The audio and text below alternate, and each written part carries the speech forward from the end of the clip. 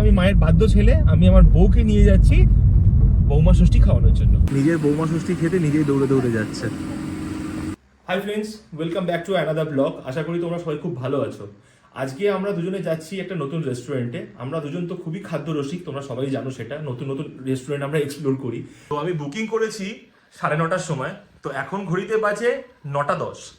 আর আমার বউ কি করছে দাঁড়াও দেখাচ্ছি। এখনো পর্যন্ত টিল নাও লিপস্টিক লাগাচ্ছে আর এখনো পর্যন্ত দাঁড়িয়েই আছে কিসের সামনে? আয়না। একদমই তাই। তো রেডি হওয়া এদের শেষ হয় না, বিশেষ করে আমার বউ। এই না না, আধ ঘন্টা আগে বললে না কেউই এত তাড়াতাড়ি রেডি হতে পারে না। হঠাৎ করে বললে এই দেখ চল, আজকে আমি অনেকক্ষণ ধরে অফিসে ফাঁকা বসেছিলাম, তো সার্চ করে একটা নতুন জায়গার খোঁজ পেয়েছি, চল তুই আর আমি গিয়ে একটু ডিনার করে আসি। তো তার জন্য তো আমাকে সময়টা দিতে হবে। যেখানে যাচ্ছি খুব স্পেশাল একটা কারণের জন্য যাচ্ছি, সেটা ও জানে না।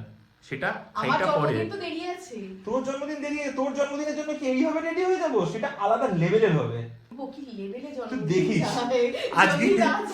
আজকে যাচ্ছি একটা অন্য রিজনে, অন্য কারণে। তো সেটা দেখবার জন্য তোমরা থাকো। তো বাকিটা বেরোই, আমরা বেরিয়ে তাও বাকিটা তোমাদের সাথে গল্প করছি। আমরা বেরিয়ে পড়েছি আর আমাদের বাড়ির সামনে শুধু লাইনটা মানে একদম দেখার মতো। ওখানে একটা অ্যাক্সিডেন্ট হয়েছে। সো আমরা বেরিয়ে পড়েছি, বেরিয়েই যা জ্যাম দেখলাম, তারপর তো অন্যদিকে রাস্তা ঘুরিয়ে নিয়েছি। আর আমি তো দেবজিৎকে বলছিলাম রাস্তা ঘুরিয়ে নিয়ে অন্য রাস্তায় গাড়ি ঘুরিয়ে নিয়েছি। হ্যাঁ, রাস্তা ঘুরিয়ে নিয়ে অন্য রাস্তায় গাড়ি ঘুরিয়ে নিয়েছি, মাই মিস্টেক। কোথায় যাচ্ছি সেটা বলিনি বলে কত কথাবার্তাও ভুলভাল বলছিস।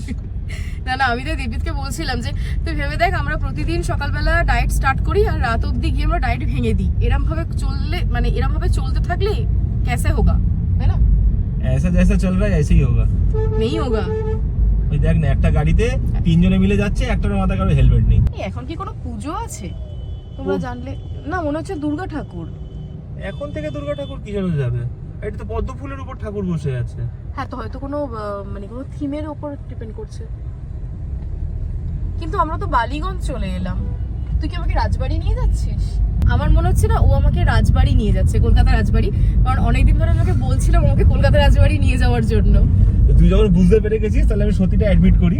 সেটা হচ্ছে আমার আর মায়ের দুজনেরই প্ল্যান ছিল তোকে বৌমা ষষ্ঠী করাতে নিয়ে আসার জন্য। তো যেহেতু মা আজকে একটা ইম্পর্টেন্ট কাজে মাসির বাড়ি গেছে, তো সেই জন্য মা আমাকে ফোন করে বললো আমি নেই তো কি হয়েছে, তুই যা গিয়ে সুস্মিতাকে ঘুরিয়ে নিয়ে আয় আর প্রপারভাবে খাইয়ে দাইয়ে একদম সুন্দর করে সবকিছু করে নিয়ে আয়। তো সেই জন্য আমি মায়ের বাধ্য ছেলে, আমি আমার বউকে নিয়ে যাচ্ছি বৌমা ষষ্ঠী খাওয়ানোর জন্য। কিন্তু আমি তো বৌমা তো আমার শাশুড়ি, তাই না? পরের থরি না। তো মা নেই বলে আমি মায়ের ছেলে হিসেবে তার উত্তরদায়িত্ব পালন করছি।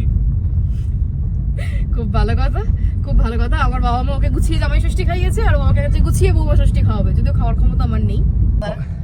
আমি মায়ের বাধ্য ছেলে, মায়ের কথা মতন বউকে নিয়ে চলে এসেছি কলকাতা রাজবাড়ি। আমার অনেক দিন ইচ্ছা ছিল আসার। নিজের বৌমা ষষ্ঠী খেতে নিজেই দৌড়ে দৌড়ে যাচ্ছে। এ তো বৌমা ষষ্ঠী খেতে এসে গাড়ির ঠান্ডা হাওয়া খেতে হচ্ছে বসে বসে। এসছি বৌমা ষষ্ঠী খাওয়াতে বউকে, রেস্টুরেন্ট ফুল, ভেতরে ঢুকতেও দিচ্ছে না, বসতেও দিচ্ছে না। লাস্টে গাড়িতে এসি অন করে বসে আছি কখন ডাকবে খেতে যাবো বলে। ইজ্জতের পুরো ভাজি পালা হয়ে গেল। বুকিং করে এসছি, বলছে সানডে আজকে কোনো বুকিং কাজ করবে না, পুরো হাউসফুল চলছে ভেতরে।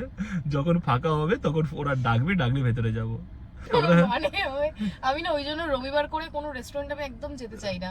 কারণ গেলে এক তো ভিড়, আর দ্বিতীয়ত হচ্ছে এতটা ওয়েটিং থাকে, আমার বিরক্ত লাগে। কোথাও গিয়ে হয়তো আমি মানে কোথাও হয়তো ডিনার করতে যাচ্ছি, তো অবভিয়াসলি বাড়ি থেকে তো কেউ খেয়ে দিয়ে ডিনার করতে যাবে না, সে না খেয়েই যাবে ডিনার করতে। এবার তারপর যদি গিয়ে রেস্টুরেন্টের সামনে ওয়েট করতে হয় তো কেমন মাথাটা গরম হয়।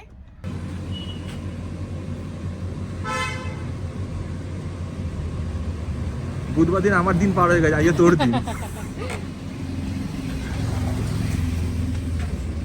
আধা ঘন্টা ওয়েট করার পর আমরা টেবিল পাই। এদের ডেকোরেশনটা না খুব সুন্দর, বেশ কোজি একটা জায়গা। আর আমরা যেখানে বসেছিলাম সেখানে 3টে সিটিং অ্যারেঞ্জমেন্ট ছিল, যদিও ভেতরে আরো অনেক সিটিং অ্যারেঞ্জমেন্ট আছে। আমরা অর্ডার করেছিলাম একটা মহারাজা থালি আর একটা পোলাও থালি। তোমরা ভিডিওটা পজ করে মেনুটা দেখে নিও। টোটাল 16টার মতো আইটেম ছিল। তো প্রথমে স্টার্টারে ছিল ফিশ ফ্রাই আর গন্ধরাজ চিকেন, আর এটা ছিল ওয়েলকাম ড্রিঙ্ক, যেটা ভীষণ রিফ্রেশিং ছিল। আর গন্ধরাজ লেবুর না একটা খুব ভালো ফ্লেভার আসছিল। কলকাতা রাজবাড়ি গেলে ফিশ ফ্রাইটা কিন্তু মাস্ট ট্রাই, অবশ্যই ট্রাই করো, ভীষণ ভালো। আর এটা আমাদের মহারাজা থালি, যেখানে চিংড়ি, মাটন, ভেটকি, পোলাও, ছানার ডাল্লা, প্রচুর আইটেম আছে আর প্রতিটা টেস্ট ভীষণ ভালো ছিল।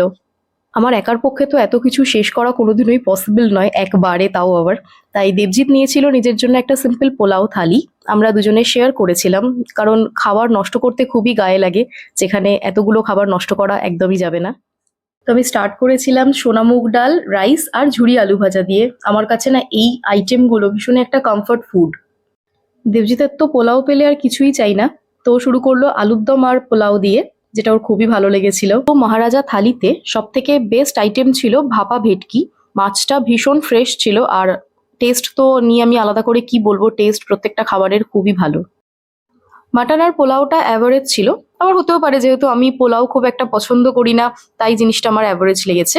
এবার আসি মিষ্টিতে। মিষ্টিটা খুব ভালোও ছিল না, আবার খুব খারাপও ছিল না, মোটামুটি। যদিও আমি রেকর্ড করতে ভুলে গিয়েছিলাম, সরি। খাওয়া দাওয়া কমপ্লিট হয়ে গেছে, বেরিয়ে এলাম। এখন বাজে 11:30। পেটটা 2 ইঞ্চি বেড়ে গেল। হ্যাঁ, আর খাওয়ার পরেই না গিল্টি ফিল হয়, আবার কত ওয়েট বেড়ে গেল বলে। তো এবার আমরা বেরিয়ে যাচ্ছি। ওকে, কলকাতা রাজবাড়ি টাটা। টাটা। সেই কেমন লাগলো খাবার? ওটা আমার জিজ্ঞেস করা উচিত তোকে, কারণ বৌমা ষষ্ঠী খেয়েছে তুই এসেছিলিস, আমি নয়। না, আমার খুব ভালো লেগেছে, সত্যিই খুব ভালো। আর আমার সব থেকে ভালো লেগেছে ফিশ ফ্রাইটা। ফিশ ফ্রাই আর গন্ধরাজ চিকেনটা তাও ঠিক আছে, ঠিক ছিল, কিন্তু আমার খুব ভালো লেগেছে ফিশ ফ্রাইটা। একদম ফ্রেশ মাছ ছিল। হ্যাঁ, একদম ভীষণ ফ্রেশ ছিল। সত্যি খেয়ে মানে বেশ ভালো লাগলো খেয়ে। এখন বাজে ওই 12:30 মতো, আমরা সবে মাত্র বাড়ি ঢুকলাম। আর যেহেতু মা আর লাভলি নেই, তো আমরা ওই জন্য এই বাড়িতে এসেছি। ও বাড়িতে আর আমরা দুজনে একা একা থাকিনি। তাহলে চলো আজকের মতো ব্লগটা এখানেই শেষ করলাম। যদি ভালো লাগে তাহলে প্লিজ একটা লাইক করে দিও, সবার সাথে শেয়ার করো। আর যদি ইউটিউব থেকে দেখো তাহলে সাবস্ক্রাইব করো, আর যদি ফেসবুক থেকে দেখে থাকো তাহলে প্লিজ ফলো করো। আজকের মতো টাটা, দেখা হবে আবার অন্য কোনো ব্লগে।